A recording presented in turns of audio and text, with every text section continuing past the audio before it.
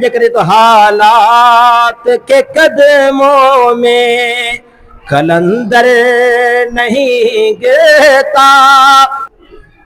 कल जुमो हुयो 20 तारीख ते हज़रत पीछे सूरे बादशाह रहमतुल्लाह ताला अलैहि जी शहादत हुई।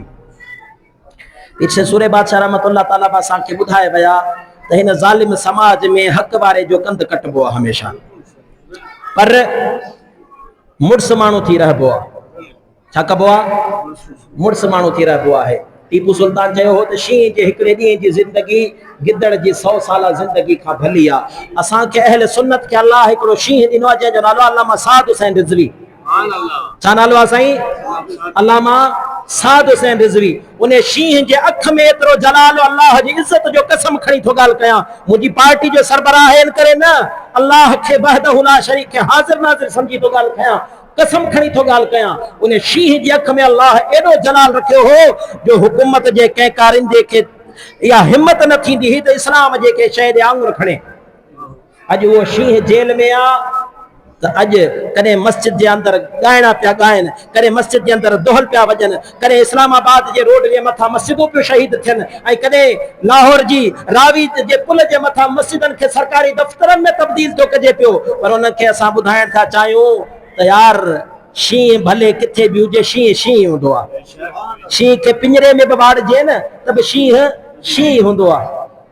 के चवा हालात के कदमों में कलंदर नहीं गिरता, और टूटे जो सितारा तो जमीन पर नहीं गिरता। शींहं शींहं हूंदो आहे।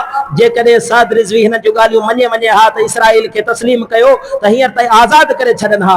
4 महीननि खां मथे थी वियो आहे, अञा ख़बर ई कोन्हे त ज़िंदा आहे या न, का ख़बर कोन्हे, पर अंदरि हूंदे त शींहं शींहं आहे। तंहिंजे करे तो हालात के कदमों में कलंदर नहीं गिरता, और टूटे जो सितारा तो जमीन पर नहीं गिरता, और गिरते हैं समंदर में हजारों दरिया, मगर किसी दरिया में समंदर नहीं गिरता।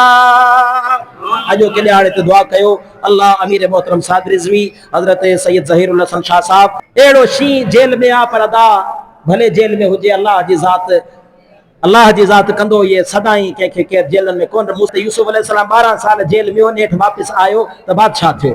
अल्लाह ताला असांजे हाल ते रहम फरमाए, अल्लाह ताला सभिनी दोस्तनि खे सलामत रखे।